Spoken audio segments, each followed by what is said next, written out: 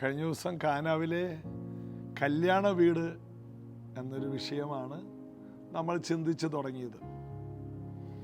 അതായത് കർത്താവ് ആദ്യം ചെയ്ത അത്ഭുതം പോലും ഒരു വീട്ടിലാണ്, കുടുംബത്തെ പ്രശ്നമാണ് കർത്താവ് ആദ്യം പരിഹരിച്ചത്. വീടെന്ന് പറയുന്നത് കർത്താവിന് ഏറ്റവും പ്രധാനപ്പെട്ടതാണ്. യേശു ഓരോ വീട്ടിലെ വിഷയം കേട്ടപ്പോൾ നേരെ ആ വീട്ടിലോട്ട് ഓടി. യായിറോസിൻ്റെ കൂടെ കുഞ്ഞു മരിച്ചെന്ന് കേട്ടപ്പോൾ ആ വീട്ടിലോട്ട് ചെന്നു. ലാസറിൻ്റെ മരണവാർത്ത അറിഞ്ഞ് ആ വീട്ടിലോട്ട് ചെന്നു. വീട്ടുകാരെ ആശ്വസിപ്പിച്ച ശേഷമാണ് ലാസറിനെ പുറത്തു കൊണ്ടുവരുന്നത്. സക്കായിയോട് പറഞ്ഞു, വേഗം താഴെ ഇറങ്ങി വാ, ഇന്ന് ഞാൻ നിന്റെ വീട്ടിൽ പാർക്കട്ടെ. യേശു ഓരോ വീട്ടിലുണ്ടായിരുന്നു. ശതാധിപന്റെ വീട്ടിലോട്ട് ചെന്നപ്പോൾ ശതാധിപൻ ഇടക്ക് പറഞ്ഞു, വരണ്ട, നീ എൻ്റെ പുരക്കകത്ത് കയറാൻ ഞാൻ യോഗ്യനല്ല, നീ ഒരു വാക്ക് കൽപ്പിച്ചാൽ മതി. വഴിയിൽ വെച്ച് യേശു തിരിച്ചുപോയി. ഏത് വീട്ടിൽ വിളിച്ചാൽ യേശു ചെല്ലും. കാരണം വീട് എന്ന ഒരു സംവിധാനം ഉണ്ടാക്കിയത് യേശുവാണ്. ആ വീട് യേശുവിനെ കൂടാതെ പൂർണ്ണതയുള്ളതായി മാറില്ല. യേശു ഉണ്ടോ, വീടിൻ്റെ പ്രശ്നങ്ങൾക്ക് പരിഹാരമാണ്. നിങ്ങൾ പാർക്കുന്ന നിങ്ങളുടെ വീടിൻ്റെ ആത്മീക കാര്യം, മാനസിക കാര്യം, ശാരീരിക കാര്യം, ഭൗതിക കാര്യം, എല്ലാ കാര്യങ്ങൾക്കും പരിഹാരം വരുത്തുവാൻ വീടെന്ന സംവിധാനം ഉണ്ടാക്കിയ കർത്താവിന് കഴിയും. കർത്താവ് ഉണ്ടാക്കിയ സംവിധാനമാണ്. അതുകൊണ്ട് കർത്താവിനെ കൂടാതെ നമ്മുടെ വീട് നന്നായിട്ട് പോകില്ല. അതുകൊണ്ട് കുടുംബമായിട്ട് പ്രാർത്ഥിക്കണം, യേശുവേ, എൻ്റെ വീടിൻ്റെ എല്ലാ കാര്യങ്ങളും അങ്ങ് ഏറ്റെടുക്കണമേ. എല്ലാ കാര്യങ്ങളും കർത്താവിനോട് പ്രാർത്ഥിക്കണം. ഒരു വീട്ടിലുള്ള എല്ലാവരും തന്നെ യേശുവിനോട് പ്രാർത്ഥിക്കണം, യേശുവിനെ ആരാധിക്കണം, യേശുവിനെ വിശ്വസിക്കണം. നമ്മുടെ വീടിനെ സ്വർഗമാക്കി മാറ്റാനാണ് സ്വർഗത്തിലെ വീട് വിട്ട് യേശു ഭൂമിയിലേക്ക് വന്നത്. ഭൂമിയിൽ നിന്ന് പിന്നീട് സ്വർഗത്തിൽ കൊണ്ടുപോയി സ്വർഗം തരുന്ന കർത്താവല്ല, ഭൂമിയിലെ വീടിനെ സ്വർഗമാക്കി മാറ്റാനും കർത്താവിന് കഴിയും. പോരായ്മകളെ നികത്താൻ കർത്താവിന് കഴിയും. യേശുവിൽ വിശ്വസിക്കുക. നമുക്ക് ചേർന്ന് പാടി യേശുവിനെ ആരാധിക്കാം. ഉപയോഗിക്കണേ ഇനിയും എന്നെ ഉണർവിനായി, ഉപയോഗിക്കണേ ഉപയോഗിക്കണേ ഇനിയും എന്നെ ഉണർവിനായി, ഉപയോഗിക്കണേ ഉപയോഗിക്കണേ ഇനിയും എന്നെ ഉണർവിനായി, ഉപയോഗിക്കണേ ഉപയോഗിക്കണേ ഇനിയും എന്നെ ഉണർവിനായി, ഉപയോഗിക്കണേ. അണയാത്ത ഒരഗ്നിയായി കത്തുവാൻ നിന്നഗ്നിയെ പകരണമേ. വിളങ്ങിടുന്ന ഒരു ജ്യോതിസായി മാറുവാൻ നിന്നഗ്നിയെ പകരണമേ. അണയാത്ത ഒരഗ്നിയായി കത്തുവാൻ നിന്നഗ്നിയെ പകരണമേ.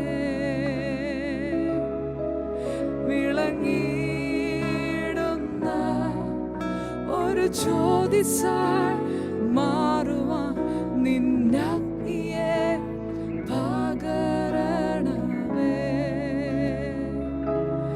ഉപയോഗിക്കണേ ഇനിയും എന്നെ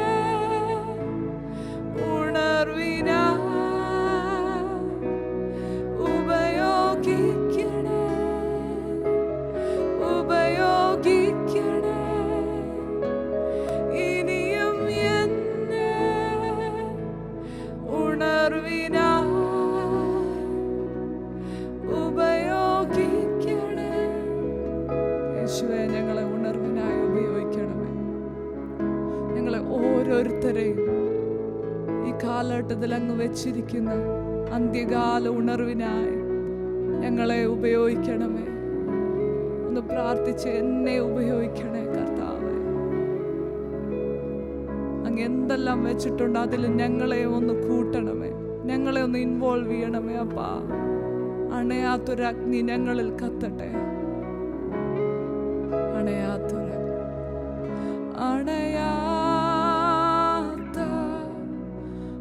ഒരഗ്നിയായി കത്തുവാൻ നിന്നഗ്നിയെ പകരണമേ. വിളങ്ങിടുന്ന ഒരു ജ്യോതിസായി മാറുവാൻ നിന്നഗ്നിയെ പകരണമേ.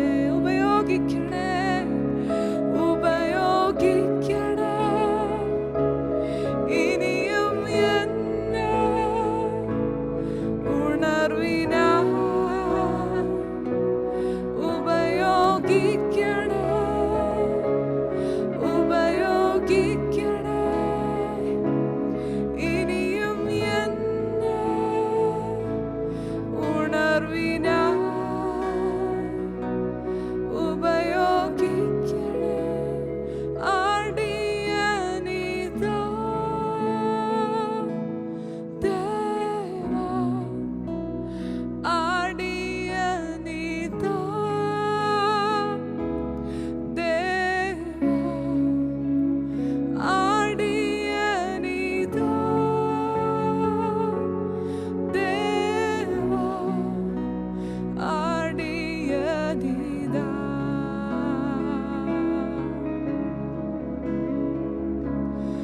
ആരാധിക്കും ഞാൻ പൂർണ്ണ ഹൃദയമോടെ, തേടും നിൻ മുഖം ജീവകാലമെല്ലാം. സേവിച്ചിടും ഞാൻ എൻ സർവ്വവുമായി അടിയനിതാ.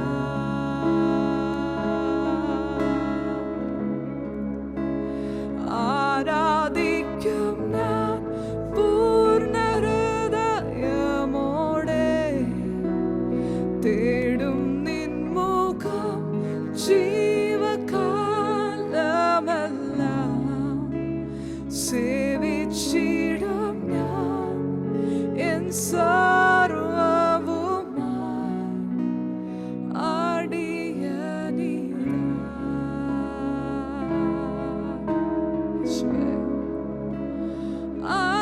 അടിയനിതാ ദേവാ, അടിയനിതാ ദേവാ, അടിയനിതാ ദേവാ, അടിയനിതാ.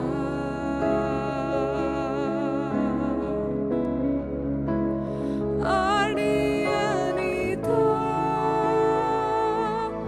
ദേവാ, അടിയനിതാ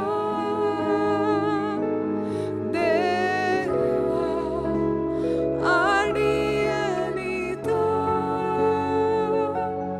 ദേവാ, അടിയനിതാ. യോഹന്നാന്റെ സുവിശേഷം 2-ാം അധ്യായം നമ്മൾ തുടങ്ങി. കാനാവിലെ കല്യാണ വീട്ടിലാണ് നമ്മൾ. ആ വീട്ടിൽ വലിയ ആൾക്കാർ കൂട്ടം വന്നുകൊണ്ടിരിക്കുന്നു. യേശുവിൻ്റെ ശിഷ്യന്മാരുടെ കൂടെ നമ്മളും ആ വീട്ടിലുണ്ടെന്ന് അങ്ങോട്ട് ധ്യാനിക്കുക. നമ്മൾ ഒരുങ്ങി ആ കല്യാണ വീട്ടിലോട്ട് പോവുകയാണ്. എന്നാൽ ആ കല്യാണ വീട്ടിൽ കുറച്ച് പേരുടെ മുഖം വല്ലാതിരിക്കുന്നു. മറിയ അങ്ങോട്ടും ഇങ്ങോട്ടും ഓടുന്നു. കലവറക്കാരൻ ടെൻഷൻ അടിച്ച് നിൽക്കുന്നു. വീട്ടുകാർക്ക് വലിയ ടെൻഷനാണ്. ചെറുക്കൻ വളരെ ടെൻഷനിലാണ്. കാരണം കല്യാണ വീട്ടിൽ ഒരു ശൂന്യത വെളിപ്പെട്ടു. ആ വിവാഹ വീട്ടിൽ ഒരു വലിയ ശൂന്യതയുണ്ട്. പരിഹരിക്കാൻ ആർക്കും കഴിയാത്തൊരു ശൂന്യത എവിടെയുണ്ട്. കാരണം ഒരു വീഞ്ഞ് ഉണ്ടാകണമെങ്കിൽ അത് നാളുകളെടുത്താണ് ഒരു മുന്തിരിയെ വീഞ്ഞാക്കി മാറ്റുന്നത്. നാളുകൾക്കപ്പുറം ഉണ്ടാകേണ്ട കാര്യം അതൊരിക്കലും നടക്കുന്ന കാര്യമല്ല. അത് പെട്ടെന്ന് നടക്കുന്ന ഒരു സംവിധാനം അവിടെയില്ല. എന്നാൽ യേശുവിൻ്റെ അമ്മയായ മറിയക്കറിയാം, മുന്തിരിവള്ളിയെ ഉണ്ടാക്കിയവൻ, മുന്തിരി ചാറിനെ ഉണ്ടാക്കിയവൻ, അതിനെ വീഞ്ഞാക്കാൻ കഴിയുന്നവൻ ഇവിടെയുണ്ട്. യേശുവിനെ, യേശുവിൻ്റെ സമൃദ്ധിയെ, യേശുവിൻ്റെ ശക്തിയെ, യേശുവിൻ്റെ സാധ്യതയെ മുഴുവനും നമുക്ക് ഉൾക്കൊള്ളാൻ കഴിയണം. യേശുവിനെ നന്നായിട്ട് അറിയണം. നീണ്ട 30 വർഷമായിട്ട് ഈ മറിയയ്ക്ക് യേശുവിനെ അറിയാം. 12ാമത്തെ വയസ്സിൽ ദേവാലയത്തിൽ വെച്ച് യേശു പറഞ്ഞു, എൻ്റെ പിതാവിനുള്ളതിൽ ഞാനിരിക്കണം. യേശുവിൻ്റെ സംസാരം അവർക്കറിയാം. യേശു ജനിച്ചപ്പോൾ ആട്ടിടയന്മാർ വന്ന് പറഞ്ഞതും സർവ്വജനത്തിനും ഉണ്ടാകാനുള്ള മഹാസന്തോഷമാണ് യേശുവെന്ന്. മറിയ അത് ഹൃദയത്തിൽ ധ്യാനിച്ചെന്നാണ്, സംഗ്രഹിച്ചു.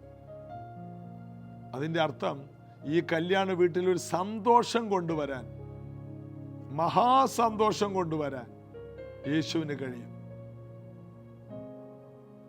മാത്രമല്ല 3 രാജാക്കന്മാർ പൊന്നുമീറ് കുന്തിരിക്കവുമായിട്ട് നക്ഷത്രം അടയാളമായി കണ്ട് വന്ന് വീണ് യേശുവിനെ നമസ്കരിച്ചത് കണ്ടത് മറിയയാണ്. അവർ രാജകൊട്ടാരത്തിൽ കയറിയെന്ന്. രാജകൊട്ടാരത്തിലോട്ടൊന്നും അങ്ങനെ എല്ലാവർക്കും കയറാൻ പറ്റില്ല. ഇവര് രാജാക്കന്മാരായതുകൊണ്ടാണ് കയറിയത്. അവിടെ നല്ലൊരു വരവേൽപ്പുണ്ടായി. രാജാവുമായിട്ട് നേരിട്ട് സംസാരിച്ചു. അതിനുശേഷമാണ് അവര് വെളിയിലിറങ്ങിയത്.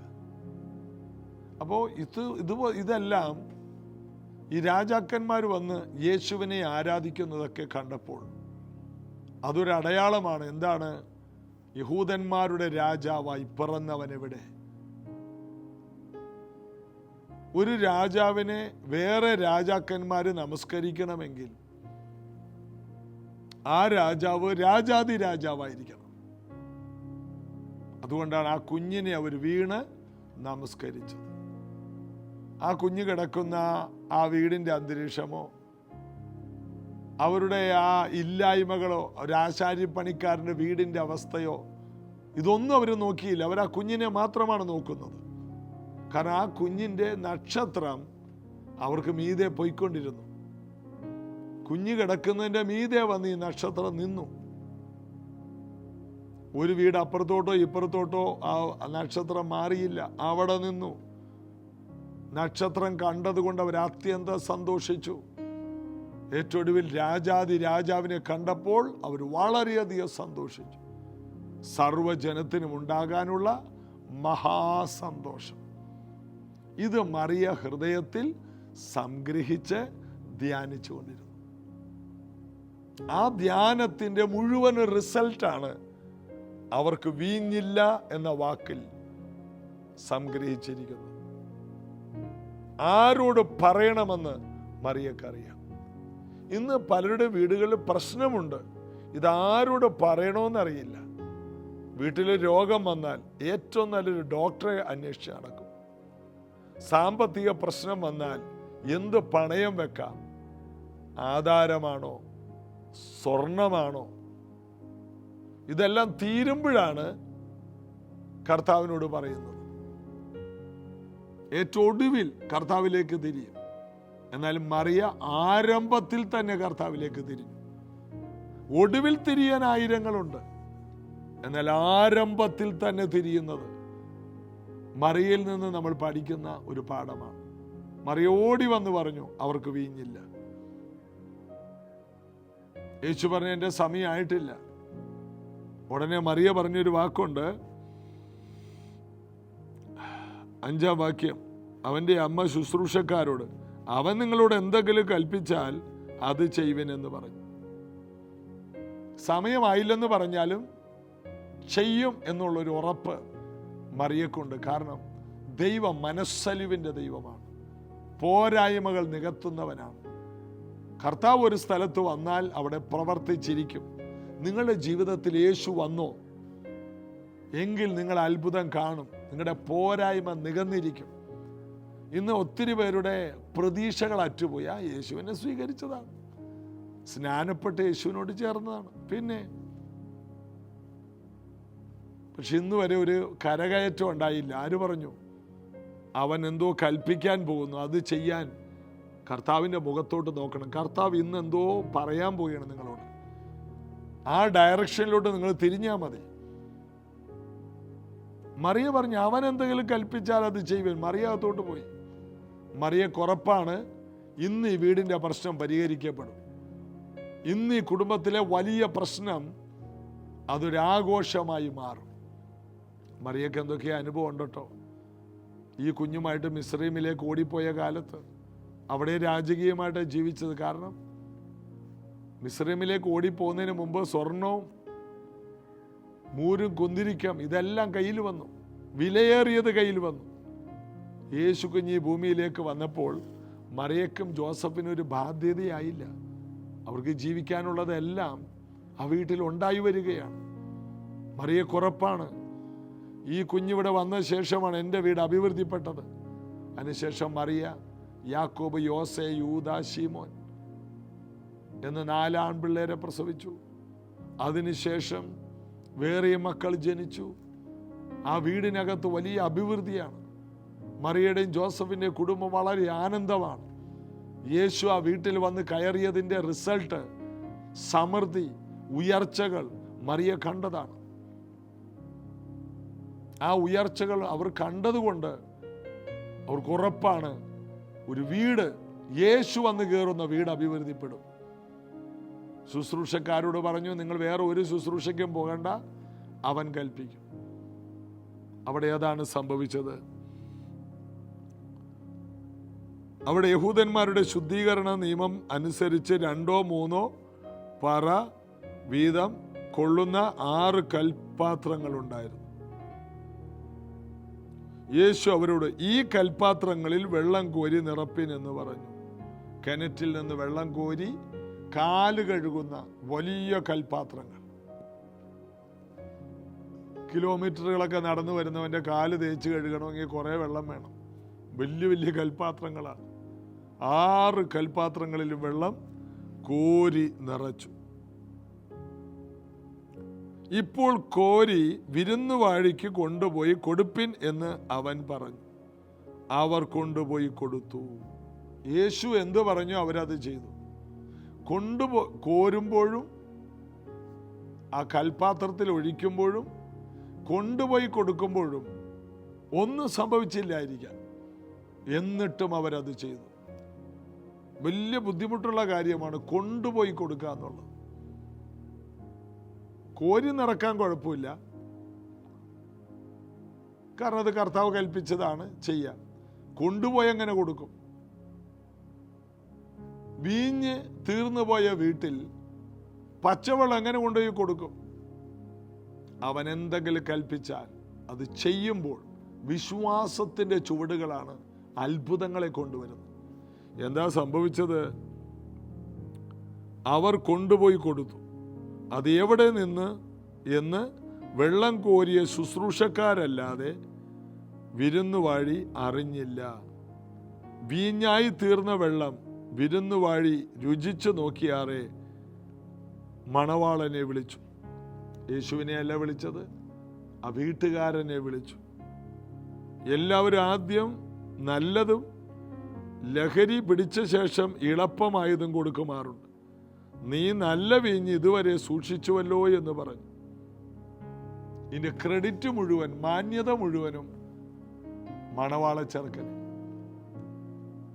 കാരണം എന്താണ്? യേശുവിനെ ആ വീട്ടിൽ വിളിച്ചു. ഒരൊറ്റ കാരണമാണ്, ആ വീട്ടിൽ വലിയ മാന്യതകളുണ്ടായി. യേശു കൽപ്പിച്ചപ്പോൾ ആ വീഞ്ഞ്, ആ വെള്ളത്തിന് എന്തെല്ലാം വ്യത്യാസം വന്നു?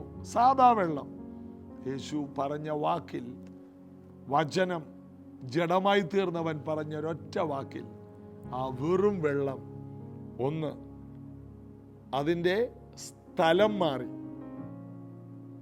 ഇപ്പോൾ കാല് കഴുകി വെള്ളം ഭൂമിയിലോട്ട് പോകുകയല്ല, ഏറ്റവും മാന്യതയുള്ളതായി തീർന്നു.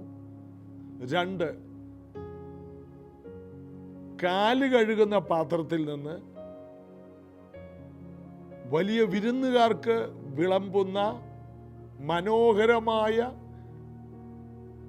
പാത്രങ്ങളിലേക്ക് അത് മാറി, അതിൻ്റെ ഷേപ്പ് മാറി. അടുത്തത്, വിരുന്നുവാഴി രുചിച്ചു നോക്കി, രുചി മാറി, ഏറ്റവും നല്ല രുചി.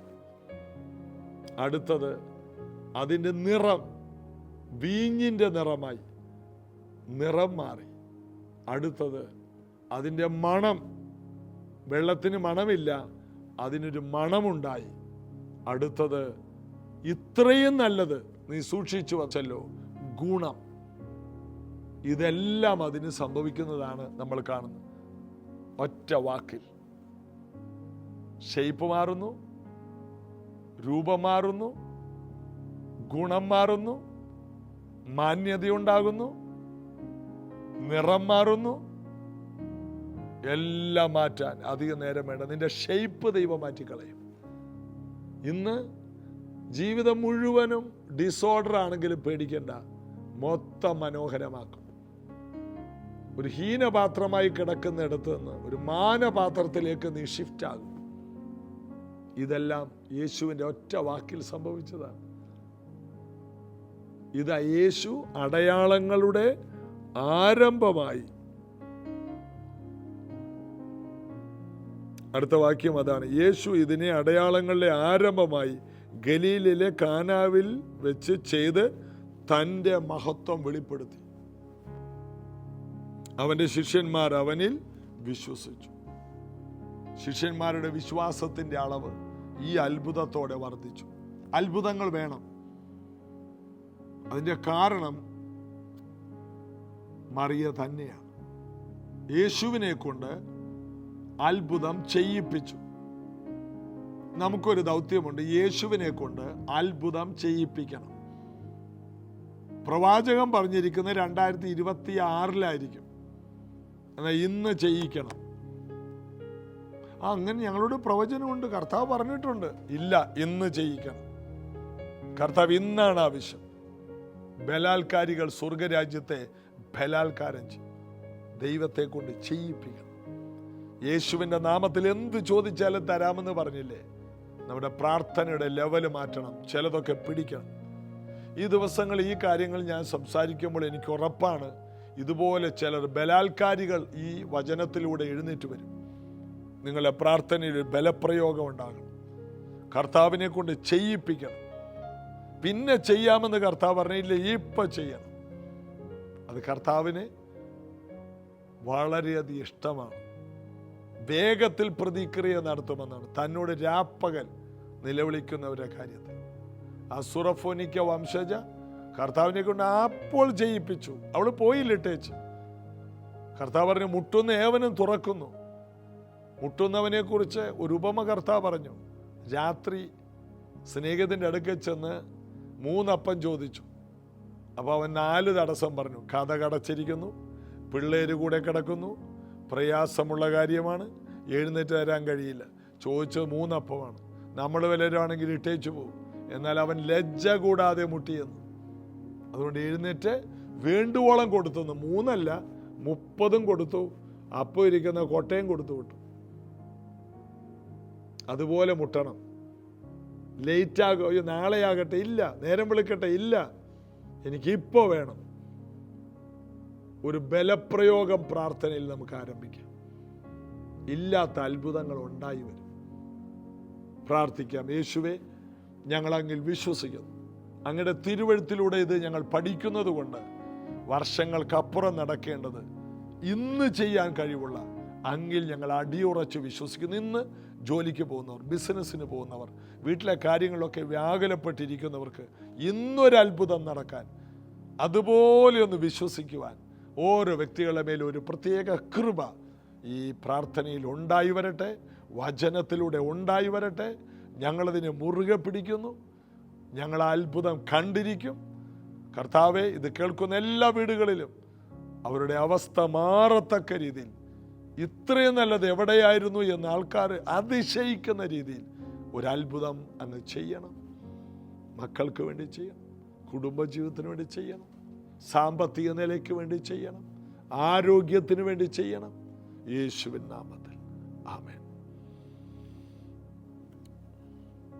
ഞാനിത് എനിക്ക് വേണ്ടി ഇതെല്ലാം പ്രസംഗിക്കുന്നത്. ഇത് പറയും തോറും എൻ്റെ ഉള്ളിൽ വലിയ ധൈര്യമാണ് കർത്താവ് തരുന്നത്. എൻ്റെ വഴി തുറക്കും, എനിക്ക് ഉറപ്പാണ്. കാരണം ഇത് ഞാൻ നിങ്ങളോട് പറയുന്നില്ലേ, ഇതിന് എനിക്കൊരു പ്രതിഫലമുണ്ട്. ഇത് ചെയ്യുമ്പോൾ നിങ്ങൾക്കും പ്രതിഫലമുണ്ട്. ഇങ്ങനെ കർത്താവിൻ്റെ വലിയ മഹത്വം അത്ഭുതങ്ങളിലൂടെ നമ്മുടെ വീട്ടിൽ നടക്കട്ടെ. ഒരിക്കലും നടക്കാത്ത കാര്യം നടക്കുമ്പോഴാണ് കർത്താവിൻ്റെ മഹത്വം. ആർക്കും ചെയ്യാൻ കഴിയാത്ത കാര്യങ്ങൾ നമ്മൾ പ്രാർത്ഥിച്ച് നേടുമ്പോഴാണ് കർത്താവിന് മഹത്വം. ഒരു കാര്യവും നടന്നില്ലെങ്കിൽ കർത്താവിനൊരു മഹത്വമില്ല. കർത്താവിന് എന്നും മഹത്വം ഉണ്ടാക്കുന്നവരാക്കി നമ്മൾ മാറണം. കർത്താവ് അത് ചെയ്യട്ടെ. നാളെ ഇതേ സമയത്ത് കാണാം. God bless you.